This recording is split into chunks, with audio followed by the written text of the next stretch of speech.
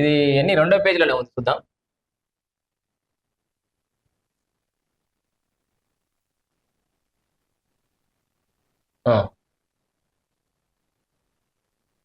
Right, చూస్తున్నాం కదా. So Bhubharati futuristic act అని ముందు నుంచి చెప్తున్నది భూ సమస్యలకు శాశ్వత పరిష్కారం కల్పించేందుకు ఉపయోగపడేది. అయితే ఇందుకు అనుగుణంగా రూల్స్ రూపొందించడం, అమలు లోపాలు తలెత్తకుండా సాంకేతిక నైపుణ్యాన్ని అందించడం వల్లే సక్సెస్ అవుతుంది.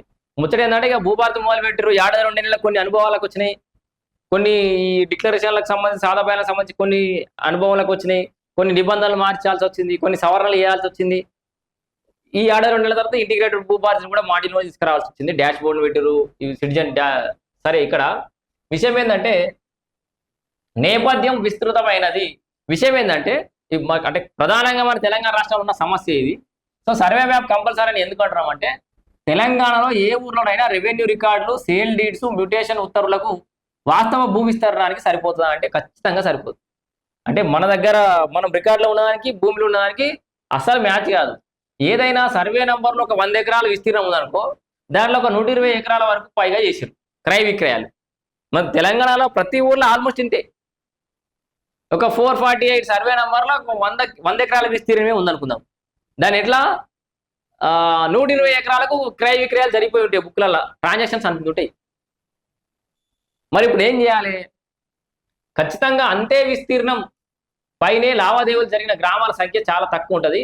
పట్టాదారు పాస్బుక్ల ఆధారంగానే సేల్ డీడ్లు, లేకపోతే గిఫ్ట్ డీడ్లో, లేకపోతే ఏజీపీఏలో అందులోని కొంత విస్తీర్ణాన్ని విక్రయించగానే ఆ మేరకు తొలగించలేదు వరకు. ఏదైనా అమ్ముడు పోగానే దాన్ని రికార్డు నుంచి కడియాలి. దాంతో అదే విస్తీర్ణాన్ని మరొకరికి విక్రయించిన ఉదంతాలు అనేకంగా ఉన్నాయి. క్షేత్రస్థాయిలో నిజంగా ఎంత భూమి ఉన్నది అని పరిగణలోకి తీసుకోకుండా సబ్ రిజిస్ట్రార్ కానీ, తహసీల్దార్లు కానీ సేల్ డీడ్లు, మ్యూటేషన్లు చేసారు.